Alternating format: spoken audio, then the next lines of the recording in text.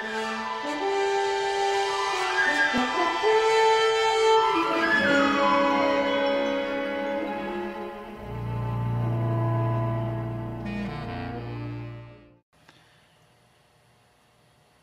guys, Captain Foley here. I am live on the Adventures of the Seventh Fleet site, talking to you guys, doing your Q&As. Hopefully this all goes smoothly.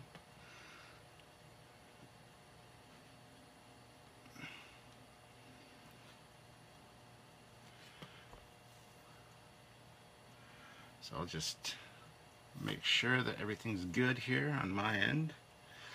So you're probably seeing everything backwards because Facebook tends to mirror things. So I'm just going to wait a minute or two till more people get here and whatnot. So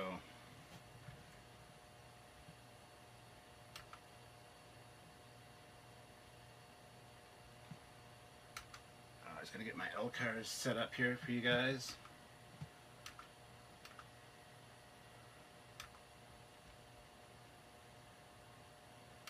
Don't know why I decided to do this now.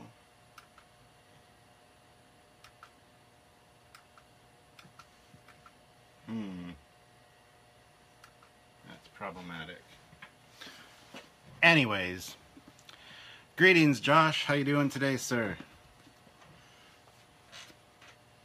Patrick is here. Patrick's one of the faithful Captain Foley followers.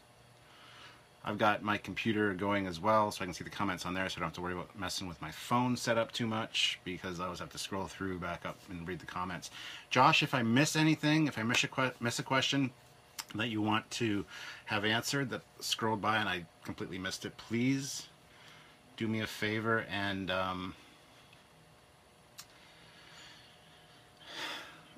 resend it. So that I can see it, because I might miss them because they do scroll by, and once I'm answering I might not be paying attention. So, but I apologize for the mirrored look. Facebook tends to do that and it's a real annoyance. So alright, so the first question by Floyd Dodson: why did the Enterprise have a nameplate on the bridge? Did every ship have one of here, and why? Yes, every ship had a dedication plaque. I believe all modern naval vessels also have the same kind of thing. So that would be why, just to usually gives you the information like where it was constructed, the class name, the ship name, and some of the major people. I mean, in TNG they really expanded it to really include everybody. Like, it had head of Starfleet Gene Roddenberry and all the designers and everything were listed on the plaques. In TOS, it was very simple. It was, I think it says Starship class and San Francisco, Earth. So I don't know if the TOS Constitution ships the main assemblies were constructed in San Francisco. I believe they were, and then taken up and assembled in dry dock or Earth's orbit, right above San Francisco in geosynchronous orbit. So it's very distracting having me here because it's lag. There's lag between this one and this one, so I see myself moving over here, but that's okay. At least I can see all the questions and comments. Hello, Jack. Jack is here. Truby's here. A bunch of the faithful Trekyards followers are here, which is good. I just gotta do something here, guys. Hold on. I apologize. This thing was working perfectly all day until right before I need to go on to talk to you guys, and then it starts acting up, like literally 2 minutes before I decided to come on. It says the site can't be reached. Wow, that's messed up.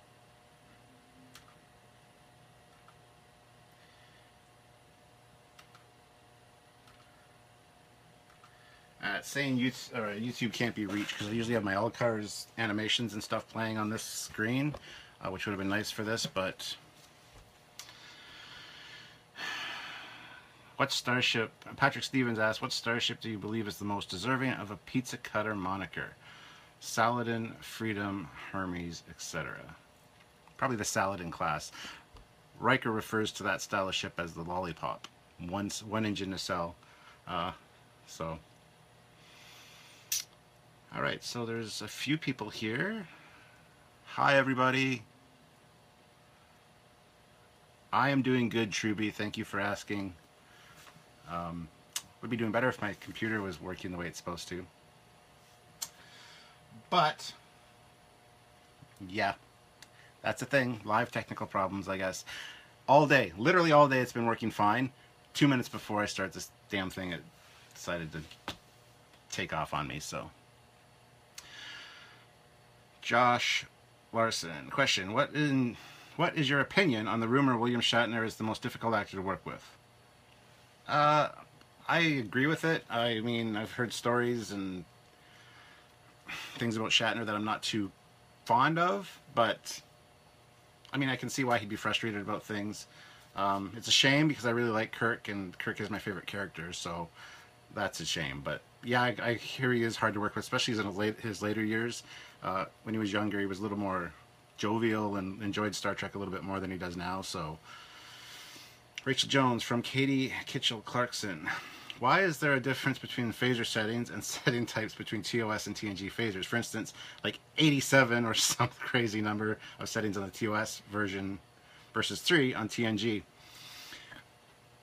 With my TOS phaser, it separates into 2 phasers. Is this an actual design feature of the real phaser, or is this just a toy company's idea to combine 2 toys accessories in one?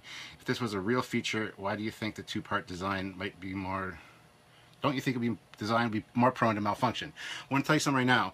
If it was a toy idea, they would want to not converge 2 toys into one. They'd want to sell each separately to make more money. So it is an actual thing. The phaser.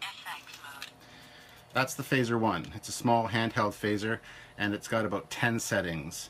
It does dock into the phaser 2 assembly, which is the large assembly here, which has an extra battery pack, more power. It's actually got a, take the little knob off the side, you got a little dilithium crystal in there that powers it. And this one also has 10 settings. Well, 9. If you count 0, it's 10. But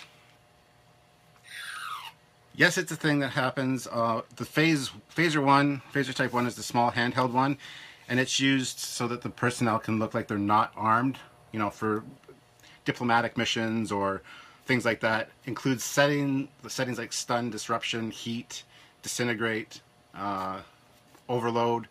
There's a bunch of other things as well, settings wise. Like I said, there's 10 different settings. So the phaser 2 is known as a medium-sized handheld phaser. Early versions of the phaser 2 pistol they have significantly more power they enhance the phaser 1 basically to give it greater range and better power and longer battery life, things like that. And they look more like a gun, so they're more hostile looking, so you don't want to have them in certain instances, such as a diplomatic situation. Now, I knew this question was going to come up, so I grabbed my technical manual, which ironically enough is signed by Walter Koenig, Scotty, James Doohan, and William Shatner. But anyway, it says the phaser 1 here has an overload blast radius of 40 meters, dematerialize is 10 meters distance, disrupt is 20 meters, heat setting for heating up like a rock if you're on a planet and you need a fire or some heat source, that's 2 meters, and stun is 30 meters. Now when you plug it into the phaser 2, which is right there, then we've got an overload blast radius of 135 meters, a dematerialized range of 30 meters, disruption mode of 60 meters, heat of 6 meters, and a stun at 90 meters. So the phaser 2 is just basically a ramping up accessory, like plugging a new engine into your car. More power, greater range, things like that. So I hope that answered your question. And I do think it would cause problem and be prone to malfunction, because even this one, my Wand Company phaser remote, a lot of times when you take the phaser 1 out, I mean, it fires on its own, but when you plug it back in, a lot of times this doesn't reactivate, it still shoots the beam out of here, which would probably blow up the phaser in your hand. So yes, I can see it being prone to malfunction in the real world. It's an interesting design choice. I'm sure that the ones for Starfleet have a very strong grip, though. This does as well, but I mean, it's a remote control, basically, but it's very super accurate and detailed. Check out a Captain Foley review on it. But yeah, the toys are a little flimsy and fragile, and I can see there might be issues connecting them, but I'm sure in the future there's some really funky, perfectly placed system to getting that back in there. So hopefully that sounded kind of smart. I hope that answered your question.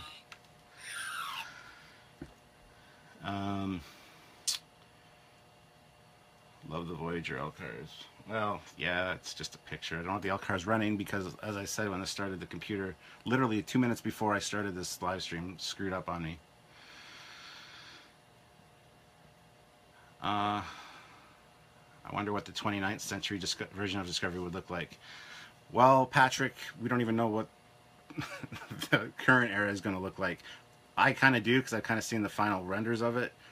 Or I've seen the progression to where they are now, and it's definitely changed a lot since the alpha version that we saw in the promos. So, Truby, what is your top 3 Klingon ships? Mine's the Bird of Prey, Vorcha, then D7, Katinga. I would say the D7 and Katinga are probably my number 1. Number 2 would be the Bird of Prey. I think that's pretty cool, except for I don't like John Eve's retro design for Enterprise. I've actually told him as much. Number 3,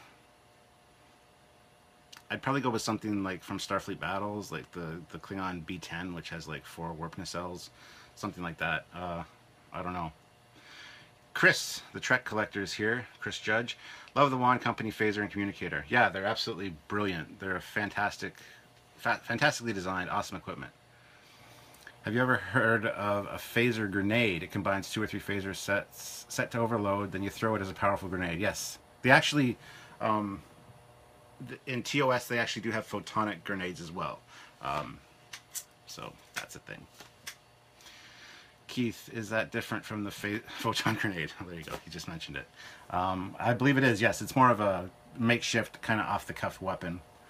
You can even use the Phaser 2 and stuff to power Starfleet accessories and equipment. As we saw in Galileo 7, they took a bunch of their phasers and wired them together to power up the Galileo. And so that's possible as long as you got a good engineer. Rachel Jones, also from Katie Kitchell Clarkson. Humans have a weird habit of making plush toy versions of things they like. I would think that something like a Vulcan may see a plush Vulcan and brush it off as another weird, illogical human idiosyncrasy. Or a Betazoid might think that humans are feeling an emotional need with such things and would probably understand. My question is, what would Klingons think of humans having plush Klingons? Flattered? Insulted? I don't know. What do you think? I think they would probably grab it, throw it in the air, and disintegrate it, thinking it was a tribble, because they absolutely hate tribbles. I've got a bunch of tribbles over here as well. Maybe I'll get one. I'm sure you can hear them.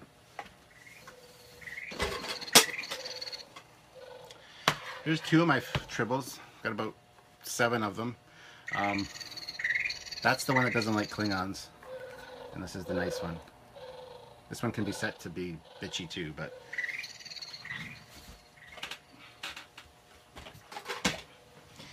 There's smaller ones as well. I also have a pink one from the animated series, because the tribbles there were pink because the guy that colored them was colorblind and picked the wrong color.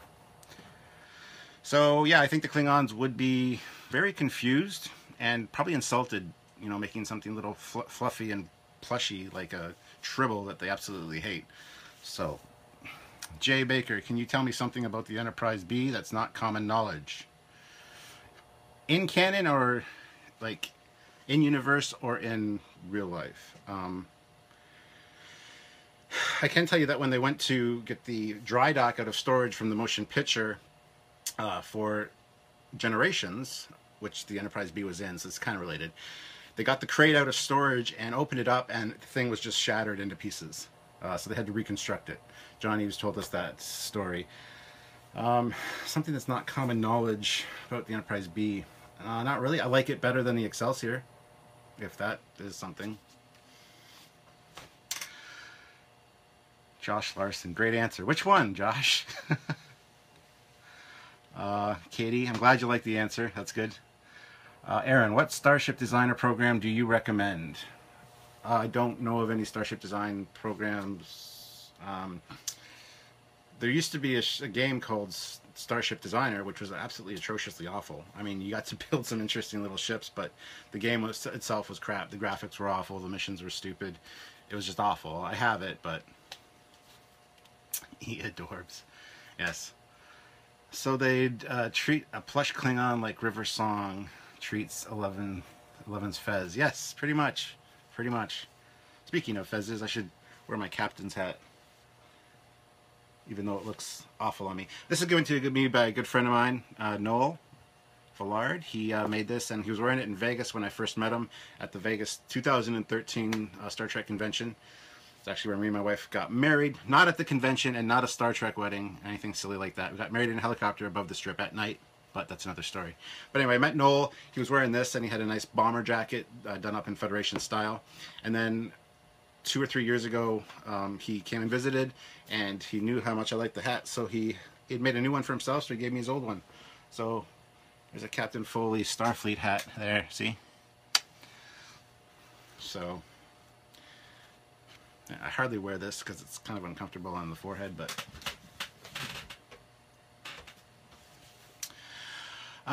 let's see, Josh. Oh no, hold on. Whoa. What's your favorite TNG starship design? TNG era. Probably Sovereign class. I don't know if you count that as TNG era or movie era after the fact. I love the Sovereign. I love the Galaxy class is nice too. Like really, those are loaded questions because there's so many different ones in universe, like side canon, actual canon, fan created canon, that if I saw another one, I'd be like, oh yeah, no, actually that one's my favorite, but I don't have them in front of me, so it's kind of a loaded question. Josh Larson, what is your favorite Star Trek book or book series? Well, my favorite books in general are the technical manuals. I've got a whole whack of them over here, which I use for Trekyards research. I've actually pulled some of them out to talk about the phaser specifically. My old encyclopedia, this is the old version. I don't have the new version, that's 2 volumes yet. My technical manual here. But as far as fictional ones, I love all the ones by William Shatner, Judith and Garfield Reed Stevens, because basically they're the writers, not Shatner so much. But those are really good stories.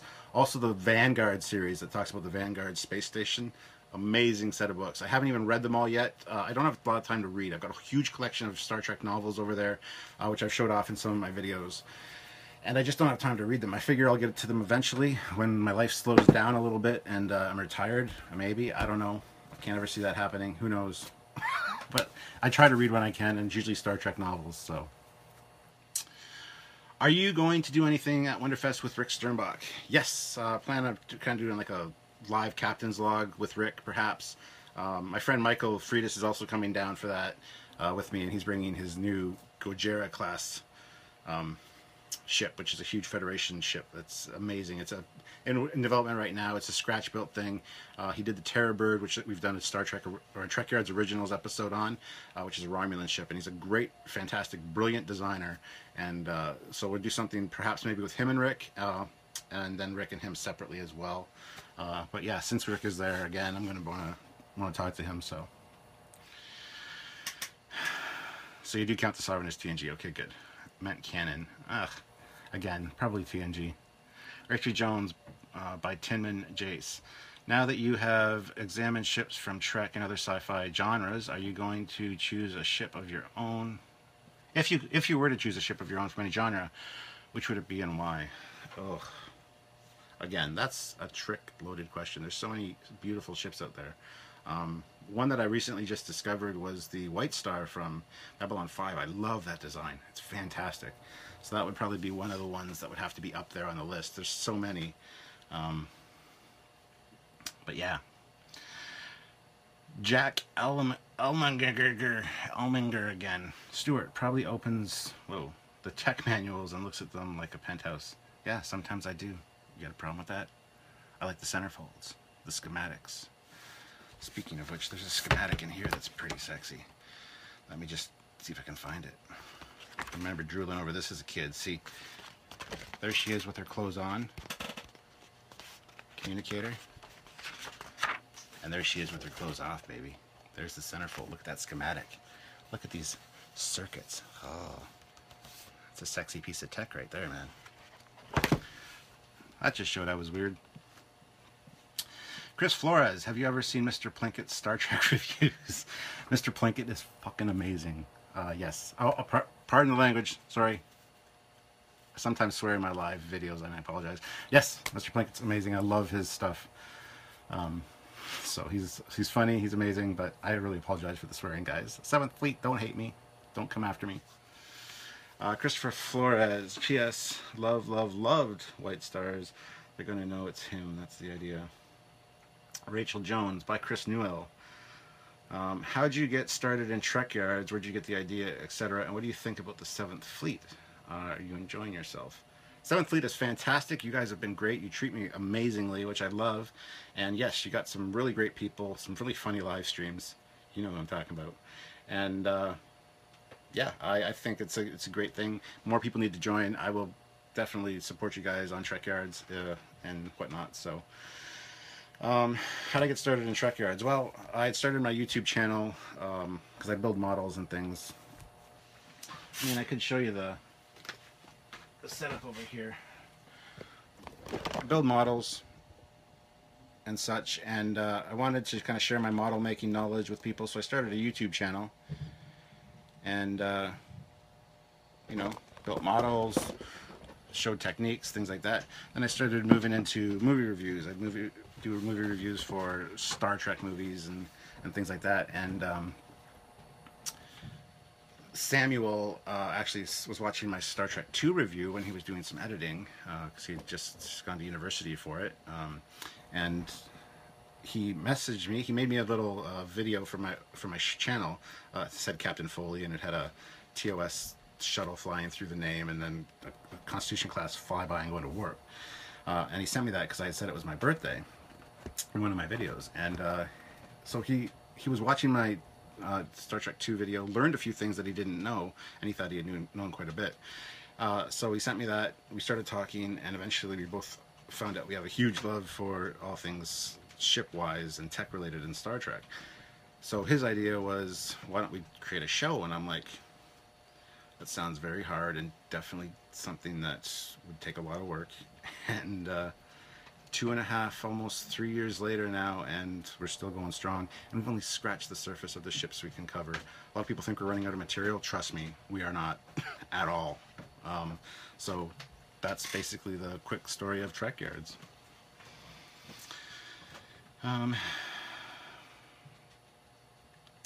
Nothing wrong with that. I love the White Star too. Cursing is allowed in the 7th Fleet, Stuart, so no worries. I just hope Facebook doesn't freak out on me, or you have any young viewers that, you know, what do they say? Don't meet your heroes. Thank God I'm nobody's hero. Rachel Jones, how do you feel about the theory that a transporter would basically be killing the transportee and replicating or cloning them at their destination?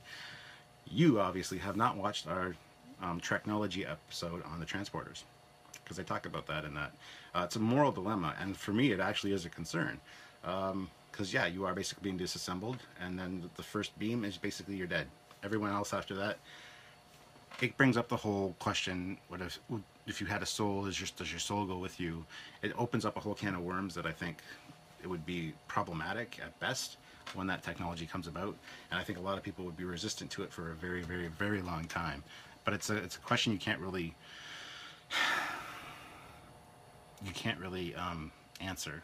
I don't know how you can't, even the technology wise, even after safe transport and stuff, they still couldn't say for a fact that it didn't cause you any harm, or that you didn't die, or somebody isn't missing. Especially when you come out being old age and they use your transporter pattern to make you young again, that opens up a whole other can of worms on top of that. So yeah, it's interesting. Hopefully that answers your question. Truby, your live captain's log with Rick are doing that Friday, Saturday, or Sunday, and can I be there to watch in person off camera? I have no idea when it will be. I haven't talked to Rick about it. It'll probably be just on the fly thing, probably on the floor of the convention. Maybe, I don't know. But yeah, Truby, I'll be talking to you when we're there, and we can definitely arrange when it's going to be and stuff so that you can join in and watch. Joe Torres, I've been bouncing in and out, but what's up? Not much. Joe's one of our Trekyards admins, so welcome, Joe. Tinman Jace, because besides Kirk, which captain is your favorite? Cisco. Hands down, Cisco. He is a badass, and I absolutely love the way he deals with his staff and his enemies alike. He's somebody I wouldn't want to piss off, that's for sure. As we know, the Defiant can only use the cloaking device in the Gamma Quadrant under certain restrictions, and the Romulans have to be notified each time they use it. They break that multiple times in Federation space, in the Alpha Quadrant, so he's a badass. I love Cisco. It would have to be Archer after that, I would think. Picard's the, you know, the amazing, awesome captain, but Archer's the man. Janeway, I like Janeway very much.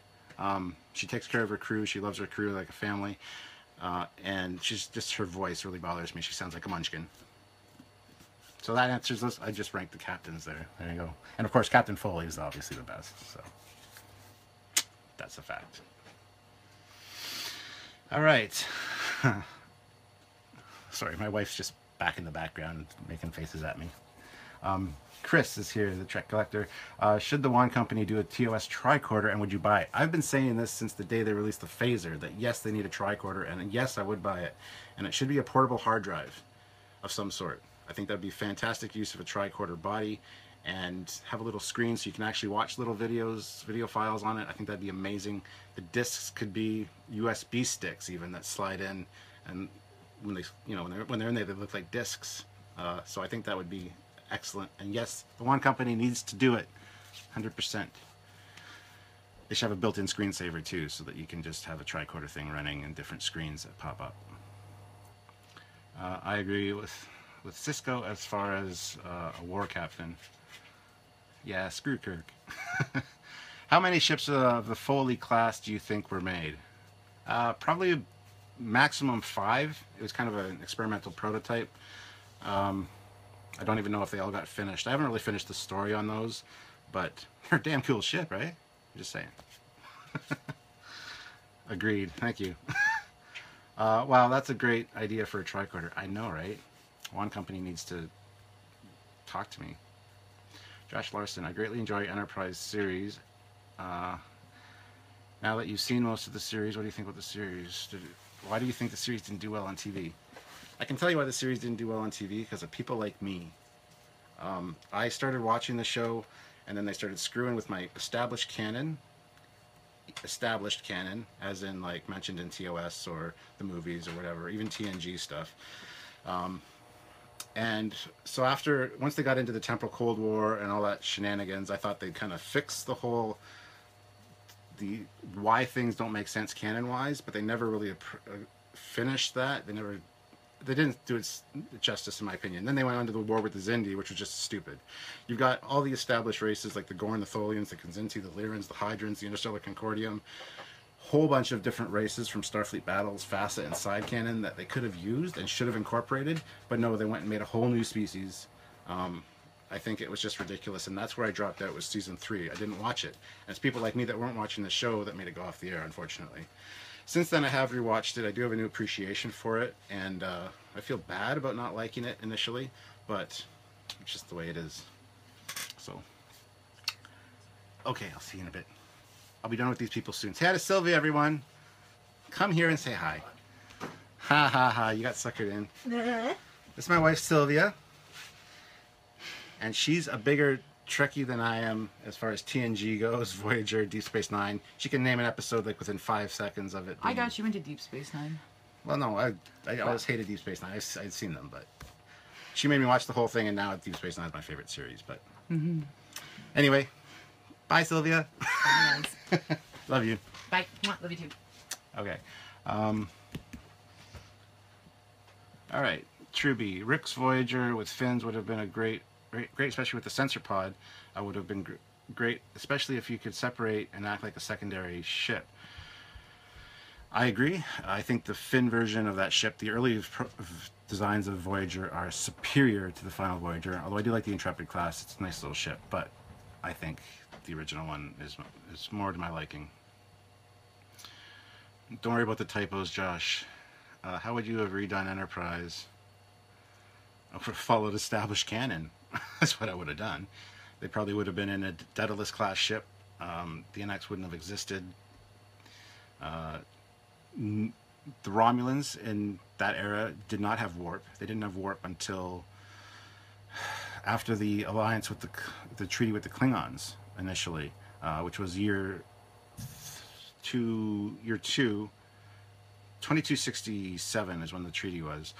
So they exchanged. Okay, there's a long story behind that. We have an episode coming up in the Klingon-Romulan treaty, which talks about it. But lots of things they did wrong. The Romulan War, there was the Daedalus class ships and huge bulking Romulan starships. If you don't know what I'm talking about, you need to go to the Starfleet Museum website and look at the Romulan ships. Those are the ships from the Romulan War, not the super more advanced green warbirds that we saw with perfect cloaking devices and things like that. It's just crap. In my opinion. There's lots of little things like that I would have changed that would have made them fall in line with the established books, FASA, Starfleet Battles, things that had happened before. They don't have to be exactly the same because of copyright, but follow the same. You're not even on the same river. Follow the same river of continuity at least. These guys are on they're like in swimming pools way over on the other side of town. They're not even in the same river. That's what I would have changed with Enterprise. Chris, do you think the Romulans should have had cloaking tech in Enterprise? No. No, they shouldn't have, because the one we see in Balance of Terror was testing their new cloaking device, which they had kind of been quiet since the Romulan War. They were developing this cloaking device. They started testing it on the outposts, and so yeah, that was their first cloaking device. Then they started developing a better cloak. That's why but they didn't have ships that could generate the power because they didn't have warp drive at the time. That's why it was such a slow-moving ship, and that's why, it didn't penetrate far into Federation space. They didn't have warp drive, so they needed a more advanced ship, which the new Klingon D7s had the perfect power systems for that. So that's why they developed the treaty with the Klingons to get their ship tech and trade off their older cloaking devices to the Romulans. That's why the Klingon ship in Star Trek 3 has a shimmer to it. It's not a perfect cloak because the Klingons got given outdated tech because the Romulans didn't want to. There's a whole episode about this coming up on Trekyards very soon. The script's written. We're probably filming it tomorrow. It'll probably be out within the next month or so on the treaty of the Klingon Romulan thing. So I'm getting a whole side note, guys. So I apologize, but a lot of little changes to Enterprise, and yeah, the cloaking device is definitely one of them, Chris. So, Christopher Flores, Enterprise screwed with canon? ? Can you give a couple examples? And hey, you must hate Abrams then. Yes, I do. But there's just so many. The first. There's so many things in Enterprise that are wrong. I can't even think of them off the top of my head. I would be here for hours talking about it. That deserves its own Captain's Logger podcast. I've talked about it many times before, but everybody says, hey, Sylvia. She's not here now. Hi, Sylvia. She's outside. It's a nice day, so. Christopher Flores, perfect cloaking device, ? I thought Romulans have that ship that could look like any other ship. I didn't even cloak the ship invisible. Well, that was their way advanced ship, yeah. But no, in Minefield, the episode Minefield, where Malcolm's on the hull because of a Romulan mine, there's Romulan ships that decloak behind him, the green warbirds that look way more advanced than the one we see in TOS. That bothers me. Like I said, go to the Starfleet Museum website, check out the old Romulan ships. That's how the Romulan ships should have looked. They didn't even have visual communications at the time because the technology was so outdated, or so old at that point. Even the Federation had very rudimentary sensor and viewing capabilities. The Romulans were a way less advanced race in Starfleet Battles in whatever until about year 2 of the original series. That's when they started developing the cloak. Their plasma weapons were immensely powerful. In Starfleet battles, they're a brutal race to fight. But they were slower than every other race coming out with warp drive, and the only reason they have warp drive is because the Klingons gave it to them as part of the technology exchange. It's a whole can of worms, guys. Patrick Stevens, I love it when you get off on a tangent about Trek. It shows your passion. Oh, I'm very passionate about Trek. Absolutely. Jack, what do you think about the augment crisis and what it did to the Klingons? It's a good answer to the problem. I really kind of like the way they did it. At first, when I saw it, I thought that's stupid, because FASA and Starfleet battles both have their own reasons for that. FASA's was the best by far. I can't remember if Starfleet battles does or not. FASA was the best, though. They had Romulans that looked like, Klingons that looked like Romulans, and Klingons that looked like humans that were surgically altered to look like that, so they could more easily infiltrate Federation space. So the Imperial Klingons, the ones that stayed at the heart of Kronos, looked like regular Klingons, but the ones that were out going into Federation space, patrolling the border, dealing with the humans, in order to keep what the race looked like, and a lot of things about the Klingons secret, they genetically altered surgically altered their crews to look human. That's why. And there was also ones on the Romulan border that looked Romulan, that were infiltrating Romulan space. But the Enterprise really did solve that problem, and I think they did a fantastic job, and I need a drink.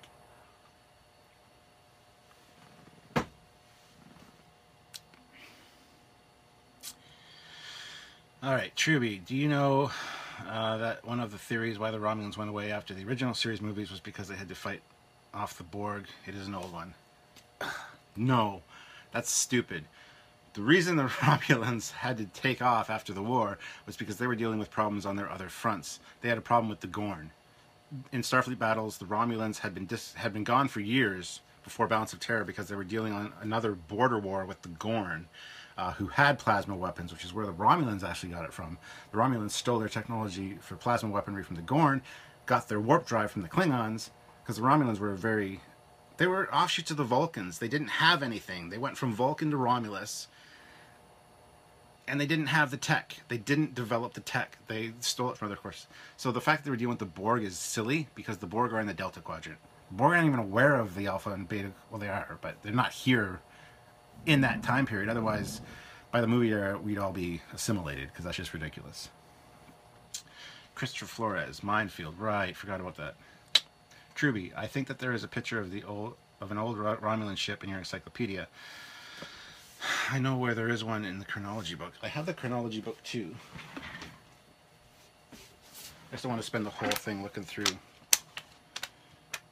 the books. I mean, if you find it for me, Truby, by all means send me which page, and I'll definitely show everybody here. But I don't want to spend the whole time looking through the book here. Where's the dead of the... Oh, there is too. There it is, right there. That's one of the old Romulan ships.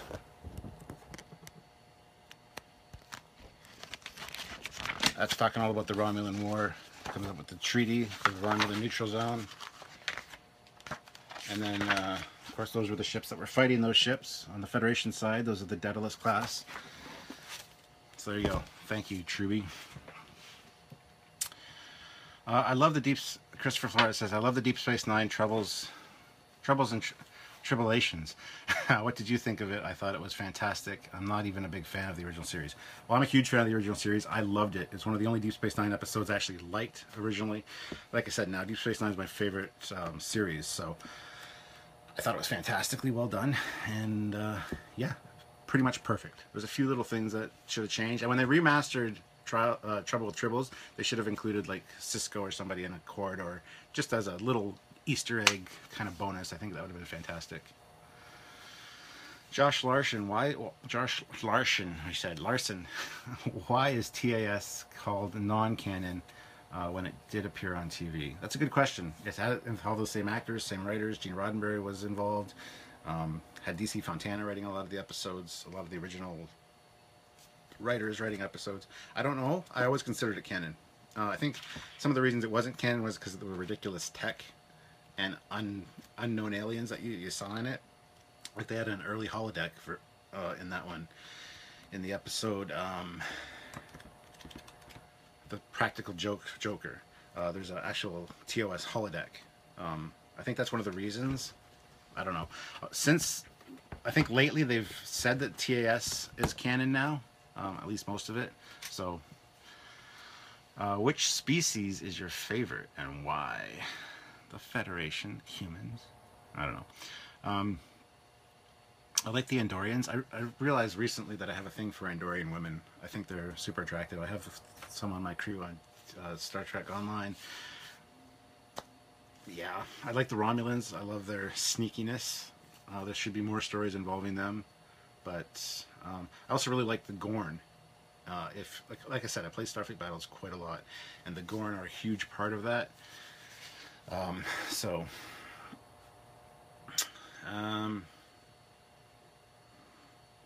just trying to think.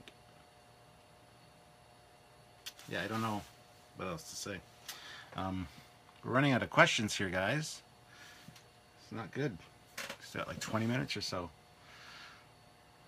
I'm very surprised you don't have the new encyclopedia. If you ever want me to look up something for you and send a pic, the new books are incredible. Well, I just don't want the cash. It's kind of expensive. I did talk to Michael and Denise Okuda and asked them for a copy. They told me to contact their press person. I contacted her. She sent me a digital version. I've got a digital version of it on the computer before it was released, but it's got watermarks of her name on every page, so it's atrocious to read. I want the hard copies. Eventually I'll get them. Somebody will give them to me as a gift for Christmas or something, the wife or something, but I don't have them right now. They take up a lot of room too, so. But yeah, they'd really help out Trekyards for sure. Robert Scott Whitlock, if you have seen it, what are your thoughts on the Frontier class that almost became the Enterprise F, or do you prefer the Odyssey class F appeared in the Ships of the Line calendar? Well, we've already talked to Adam Isle, who developed the Odyssey class. He said himself that, I'm not sure if it's the Frontier class, should have won. And I think there was a big hubbub about that at the time. Adam actually got a lot of death threats that he did win. I don't think I'm familiar with the Odyssey or the Frontier class. Let me just take a quick look here so I can talk about it.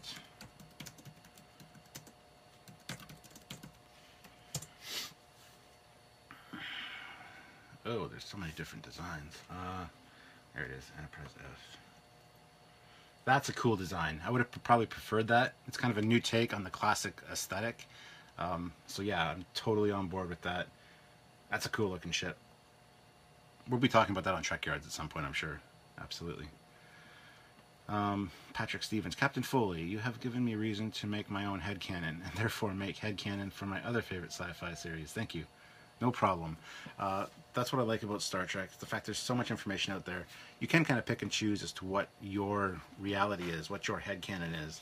I want to see if this works now. Hold on. Buy you guys a minute or two to see if you can come up with more ideas for me to talk about. So I'd like to get the L-cars going back here. Why does it keep doing this? Ugh, I'm gonna restart. Sorry guys, don't hate me. Restart. Okay.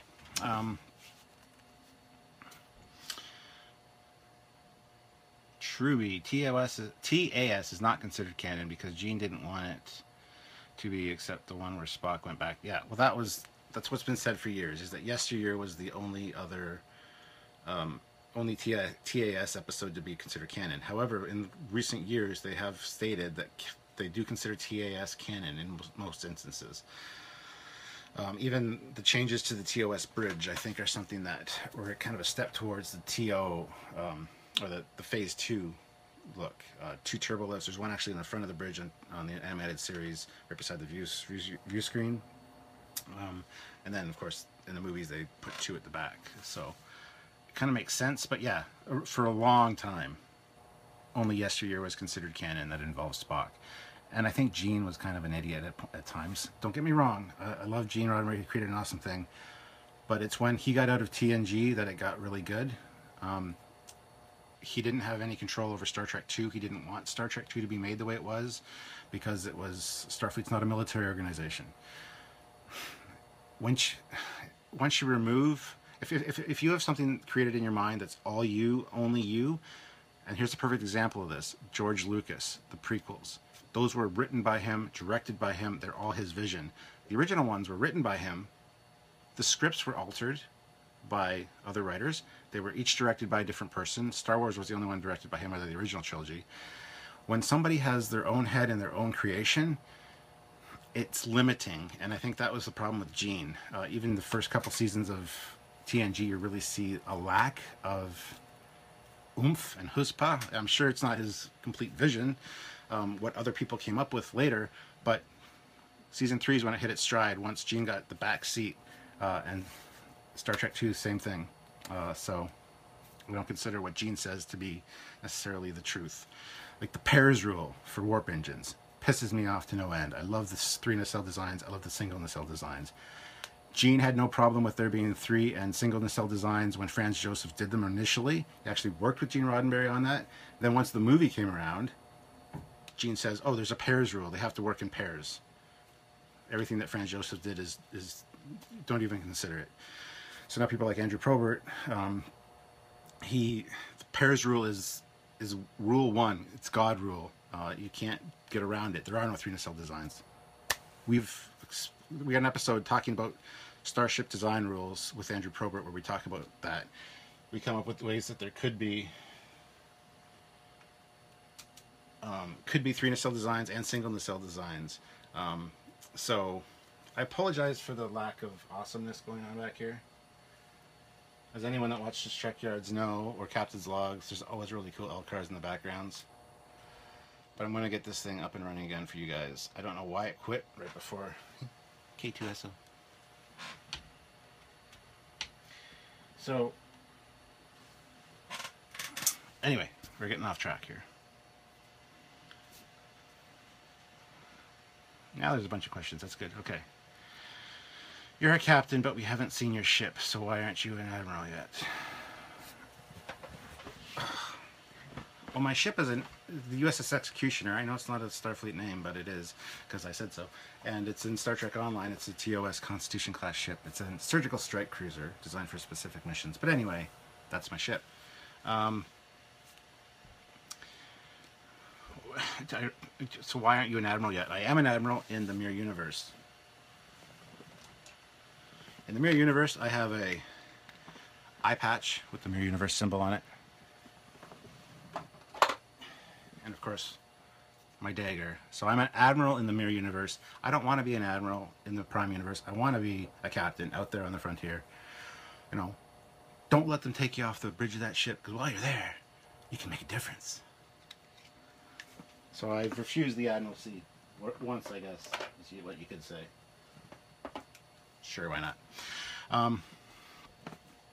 Jay Baker, do all the Enterprise ships have the ability to separate, and what other Federation class ships can do that? Most of them do, especially in, like, we've done episodes on ship separation as well on Trekyards. So just type in Trekyards on YouTube and saucer separation, and we talk about that. The single engine scout ships like the Saladin class can. The Dreadnoughts definitely can, the Federation class. Yeah, so most of them do have that ability, and even Klingon ships have that ability as well. You have to watch the episode, though. I don't want to talk about the episodes I've already done on here, because you guys can go watch it. I think my computer died, which is not good. Oh, no, we're good. It's starting up again. Do all the Enterprises, though, have stopped? Yes. We even talked to Doug Drexler about the NX-01 possibly being able to separate the engines, like the back boom sections. But he said it could be a thing that he could incorporate in, so. Joe Torres, how do you feel about the new show showing the Klingons being more cunning and intelligent than they were shown to be in TNG and Deep Space Nine? How do you feel about the new show showing the Klingons being more cunning? How is the new show showing that, though? I don't understand. Klingons are cunning. They're a warrior race. As a warrior race, you have to be cunning, so I don't understand your question, Joe. Patrick Stevens, what would you do to the Miranda class to make it look gnarlier? Add 2 photon torpedo bays on the top of the roll bar, side by side, and more mega phasers out the side. I don't know. That's such a strange question. Josh Larson, I seem to be one of the rare Trekkies that greatly enjoys the originals. I enjoy the animated series, absolutely. Keith, I consider the animated series canon. Tinman J, JC, when you compare other genres to Trek, do you feel Trek was enough action as compared to other sci-fi universes in sci-fi? It is more cerebral than other sci-fi franchises for sure. I don't know if that hurts it per se. I think it's just as action oriented. I don't have a problem with most of the original series episodes that Gene had a hand in.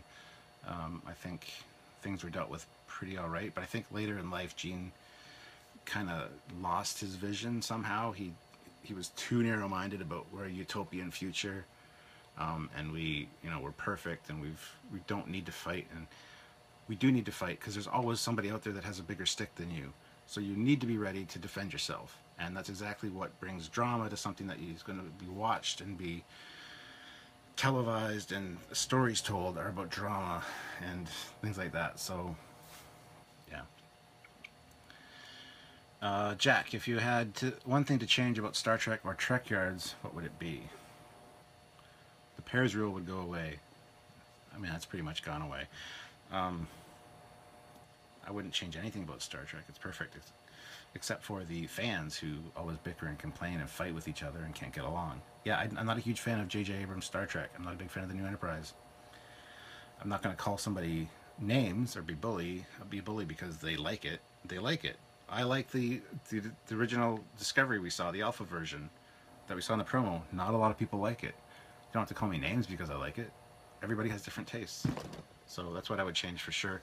About Trekyards, probably the same thing. I'd make it so that the Trekyards page was a little less, had to be policed a little less because the people were a little bit better. Truby, when I see Rick, I have to ask him why no impulse engine on the saucer of the sea. Oh, I think I did ask him that once. I can't remember his answer though. But yeah, it definitely is lacking it up there. I mean, if its saucer separates, it doesn't have an impulse engine unless the whole neck goes with it, which is a possibility. But it does have the separation line.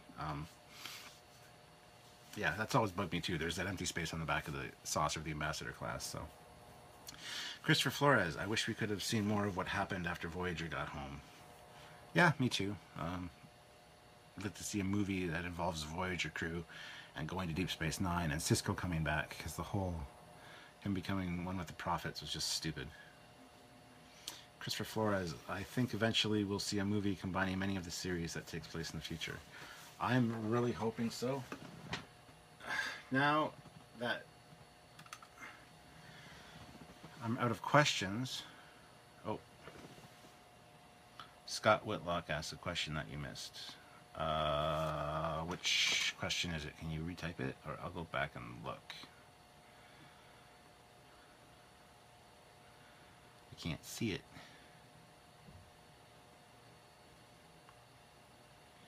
I can't see one by Scott Whitlock. And Robert Stock. I can't see those ones. Can you just retype them? Truby, 1701D. Do you know if the saucer section had limited warp drive? On the D, no, it didn't. It had no warp drive. It only had warp sustainers. It could be separated at warp, but it would within like a minute it would be down to impulse speed. It had a warp sustainer that could keep it in warp for a minute or a minute and a half, something like that. Because it arrives only a few hours after the star drive and encounter at Farpoint. Television script writing. Patrick Stevens, do you think we'll ever see a true carrier in Trek? I'm sure we will. I hope so. Josh Larson, he asked your thoughts on Axanar. What specifically? I really want to see Axanar. I thought it was really well done. Alec Peters, from all the interactions I've had with him, is a great guy.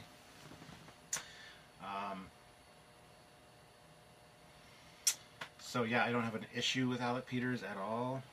I mean, everybody says their own thing about him, but as far as I know, he's all right. He's never been anything but nice to Samuel and myself in Trekyards, so I have no reason to bash on him or anything like that. Okay, here we go. Now it's working. Sorry this wasn't running the whole time, guys. I always have LCARs running when I do my captain's logs and stuff. The Axonar studios are moving, or Industry Studios as it's called now, is moving to Atlanta. So they're going to be filming there, and I'm looking forward to it. I'm really looking forward to it. When we were down in LA, we saw a lot of the footage that, ship footage that was done by Tobias Richter, the battle scenes and stuff like that, and it's great. You see ships doing stuff that you do in Starfleet battles. You see deflector dishes doing what they do. They're in an asteroid field in one, and you see the little particles of asteroid being moved out of the way with this little blue shimmer. Like it's amazing. So I'm looking forward to seeing all that really cool stuff. Kill it. Oh, snap. Interesting. Having technical problems while I'm doing this is interesting. So, okay, just more questions. Jack, if commanded a ship lost in the Delta Quadrant, how would you cope and how would you get your crew home? By any means necessary. I don't know. That's a tough question. That's a really tough question. I'd want to be the good Starfleet captain and, you know, follow the rules and...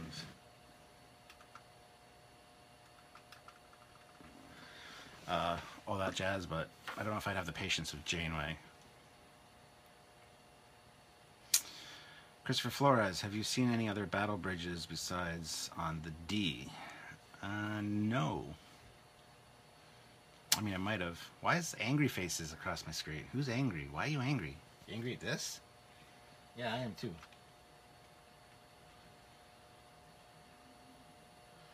It says check my computer's security. That's not good. Turn that off. Kill.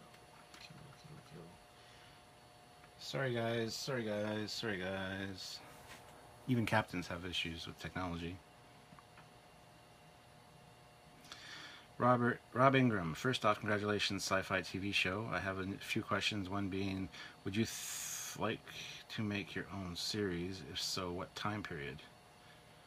I'd love to see one in the Lost era, kind of between Star Trek 6 and TNG. I love the Ambassador class ship. I love that whole period, the movie era ships kind of still being around, but being phased out with the newer designs. Talk of the next, big ship, the big Galaxy class ship. Things like that, so...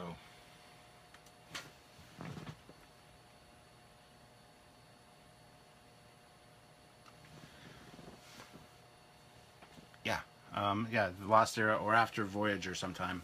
Or, I've even said this before, having one set in, like, the Star Trek Online era would be cool.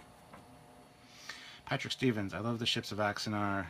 It's what I crave. It's what a lot of people crave, so... If you could add one ship that's not the Lochnar or Andor classes, what would you add? The Larson class from FASA. You know I like the Andor class, don't you? Okay, come on now. You can do it. There we go. I think I got it working, guys. I don't know what I did, but I didn't do anything.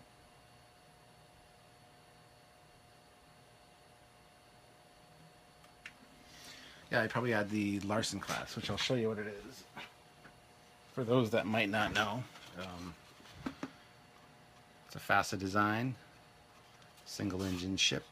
This one was made by Bill McRae Jr. and sent to me because he knows I'm a fan of this ship. He made it a Mirror Universe one, but there you go. There we go. Now we got all cars moving back there. Truby Howard, did you cry when the NCC-17 was destroyed in Star Trek 3? I did. I don't know. I was young. I was probably upset, but I don't remember the first time Spock died, and I don't remember the first time the Enterprise died. Christopher Flores, if you had to be stuck in the Delta Quadrant and could choose any ship from any sci-fi series, which would you choose? Assuming the tech can't get me home right away, I'd probably pick like the Galaxy class, just because of the holodecks and you know, the size and the accoutrements and things like that. I think that's a ship that'd be comfortable to take a 70-year trip on, because, yeah. John Larson, my wife called Kirk a dumbass after the Enterprise A in Star Trek 3. After the Enterprise got destroyed in Star Trek 3? Because it wasn't the A in Star Trek 3, it was the original. Oh, I forgot to do something. Sorry, guys. Gotta love this live stuff, eh? There we go. Now we're up and running. All right. Tin Man Jace, what is your most emotional moment for Star Trek? For example, the Picard episode where he lives another life. Life as Another Man is one of the best shows ever written for me. Wow, that's a very good question. I need to think about that. There's quite a few kind of emotional ones. That's a really good one, though. Yeah, I can't say off the top of my head. I don't know. Sorry. After the Enterprise A wasn't destroyed. The Enterprise refit was destroyed, and then the Enterprise A replaced it in Star Trek 4. But yes, Kirk was a dumbass for blowing it up. But it had to happen. So. Yeah, the Larson class is, named after you, Josh.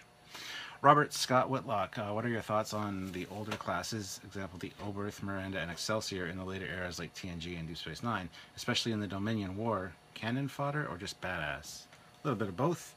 I'm sure during war times you would scramble all the ships you have available. I really wish we would have saw more refit Connies and stuff in there, but that is what it is.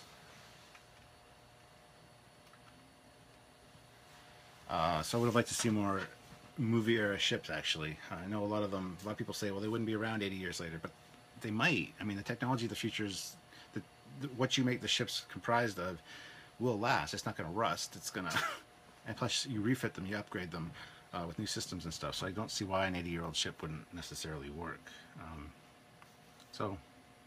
But yeah, a little bit of both badass and cannon fodder.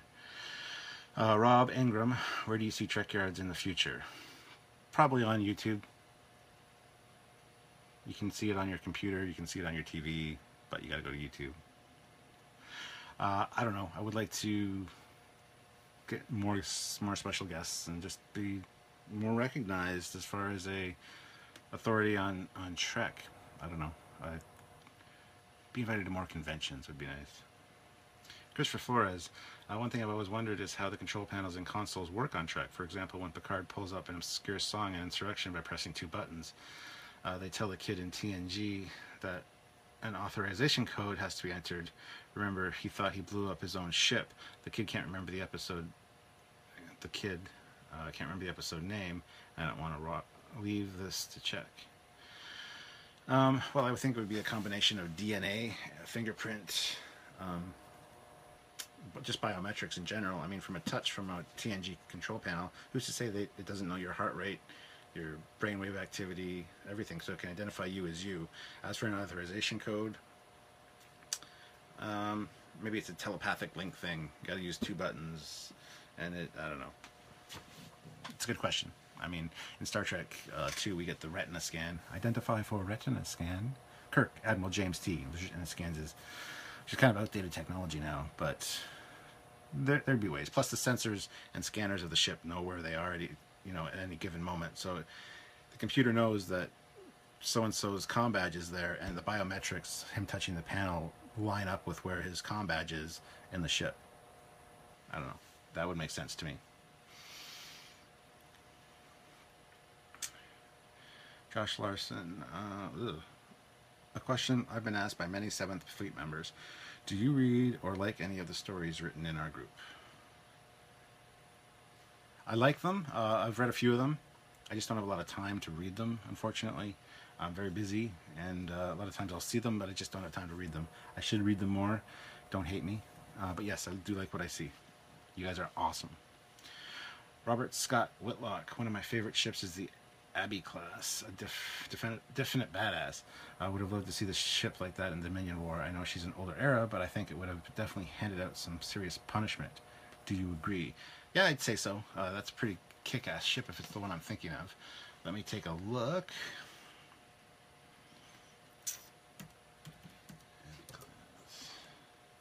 Yeah. A friend of mine is actually building this. A member of my model club. He's building it out of a 350 refit kit. So he's got 350 Abby. And yeah, this thing is badass. Absolutely it is.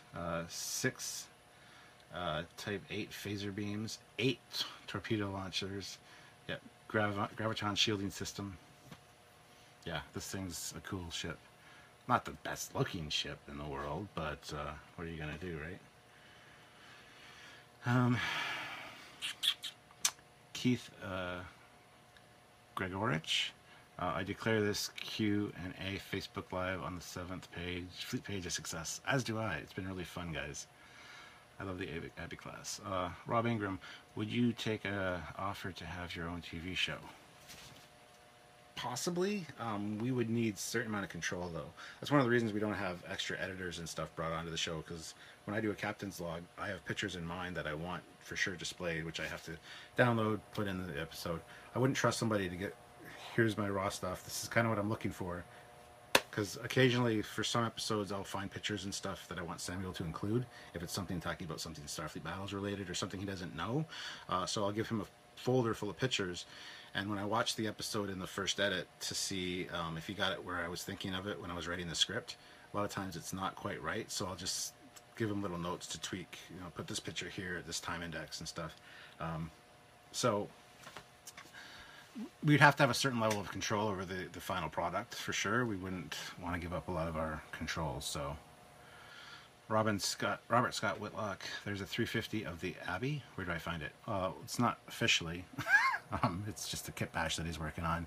You can order the parts online. Just look for Abby class 350 parts. I guess you can order like the top module and stuff, and the neck attachment. I think they're made out of resin. Some resin modeler does them. I don't know. You'd have to look.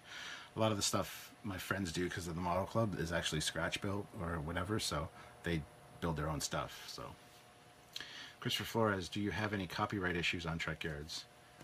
Once or twice we've had a few. Usually it's music that gets flagged, but we add a few sound effects or kind of alter it. Samuel alters it a little bit to make it fly under the radar. Ironically enough, one of our episodes that got a copyright strike was the one for the M5, the Multitronic unit, and because we were playing clips from the show in the smaller window. Technically our show really falls under fair use, but they didn't see it that way, so anyway, we took it down. We uploaded an earlier version of it that had a few less clips in it and stuff, and it got by fine. So it's really picky about the copyright thing, but yeah, we've had hardly any problems at all, thank God. So well, we've also talked to I can't think of his name, John Van Sitters from CBS, and he says there's really no copyright issues with Trekyards. They like what we do. We have to, there's one or two things if we wanted to sell merchandise we'd have to be wary of, but so we're pretty good, I think. But Josh Larson, unsure if you answered this yet. Who was your role model growing up, and what Trek character did you look up to the most and could relate to when you were younger? Well, the person that got me introduced into Star Trek, my oldest brother Steve. He's the one I play Starfleet Battles with. He was here the day that Interspace was here taping. I'd like to think he's really proud of me for doing this Trekyards thing, but he's the one that got me into Star Trek. He's the reason that I like Trek. He's the person I want to make proud of me, him and my dad. And yeah, so that would be my role. And as far as Star Trek role models go, I think Kirk was my role model growing up. I wanted to be like Kirk. Like, who didn't? Rob Ingram, you're from Ontario, correct? Yes, I'm from London, Ontario. Well, I was born in Stratford, grew up in Tavistock, now I live in London. Robert Scott Whitlock, for anyone interested, federationmodels.com is a great source for usually unavailable models. I got my smaller Avi, New Orleans, Akira, and Lochner models there. Cool. Well, there you go, guys. Captain, you and Trekyards are one of the few things that let me re-immerse myself in Trek and sci-fi, and I can't thank you enough for all your hard work. You're amazing. I want to know how much. I appreciate it. Well, thank you. We've heard that a lot, that we've got people back into Star Trek. We've got them back redesigning their own ships, you know, things like that. And we help people with their depression and things, which I suffer from as well. I get that all the time, and it's just amazing to me, to my mind, that things that I do can influence other people like that and be a positive thing on the world. So Samuel Calkins, Commander Calkins just joined us. Hey buddy, you didn't send me the link. I had to get it from Chris and the Trek Click. Oh, sorry. I got wrapped up in the whole thing. So Samuel's here if anybody wants to ask him a question. I'm sure we can go a little bit longer. Sorry, Samuel. Sorry, don't hit me. I completely forgot. I figured you would have messaged me. I didn't see a message pop up. Because I was kind of wondering halfway through where you were. I thought something had happened, or you got busy, or I'm really sorry. The commander's going to kick my butt. So if anybody has a question for Samuel, he is here. You can chat with him in the comments, I guess. So, hi Samuel. Don't worry, I'm saving this video. I'm going to be flipping it, mirroring it, because it's supposed to be, you're seeing it all backwards to the way I'm seeing it. And it looks better this way, trust me. So I'm going to flip it, and we'll upload it to the YouTube as well. I will post it, of course, on the 7th Fleet as well, so you got your guys can watch it. Anyway, thanks for your time and knowledge. This has been a very informative experience. Oh, yes, any questions? Quick, for your information, for all of you. I'm working on a BSG Caprica Cities scene at the moment. Things for future videos. Don't worry, I will make sure you okay, thank you. Jack, oh my god, is getting your butt kicked a new upcoming Trek episode? It could be. Commander's coming down in June. We can maybe have a dun dun dun dun dun dun dun dun dun fight. Trekyards fight. Hey Samuel, when are you going to show your collection? I'm sure you will at some point. Anyway guys, this has been quite a long one. I'm sorry Samuel that you just got here. Hopefully you watch it back and I haven't let you down too much. Don't hate me, don't hit me. But yeah. Anyway, I think we'll call it a wrap because they wanted me for about an hour. But it's an hour and 10 minutes. I still got to eat supper and things. But Samuel's not answering Truby. I was kind of hoping he would have answered by now. And the L cards isn't working. We'll need to set one of these up again, guys. Samuel is coming down in June. Maybe we can arrange another live with both the commander and myself in June, which would be fun. Don't break up the band. Truby, well, I showed lots of things off from our rifle video. Not too much of it. Just every Eagle Moss ship. Thank you, Samuel. I'm glad you love me still. So grateful. Thank you, Captain Foley. All right, guys. I think that's my cue to get off screen. So thank you, guys. It was really fun being here and listening to your questions. And hopefully I answered some of them for you. And I will definitely come back sometime. I'm game for this whenever you guys are. If you want to make it a regular thing, that's fine. And like I said, Samuel is coming down in June. It'd be fun to have him beside me so we can both answer your questions and got a kind of like a Trekyards live thing going on. This was kind of like a Trekyards episode. You got a lot of tech facts and things stuffed in here, so hopefully you guys enjoyed it. And thank you again for viewing, and thank you to Josh and Timman and the 7th Fleet. You guys are all fantastic.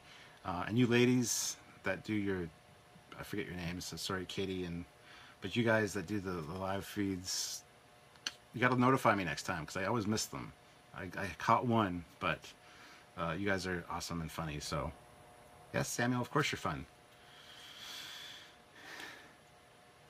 Anyways, thank you guys. Head on over to trekyards.com if you haven't, and look up Trekyards on YouTube. And if you think there's a ship that we've done, or if you're not sure, type in Trekyards in the search thing and then the ship name or the topic name, and hopefully we've done an episode on it. If not, send us a request. We'll be looking to doing it for you guys. So anyway, guys, thank you. You have a great evening yourself, and I will talk to you all very soon.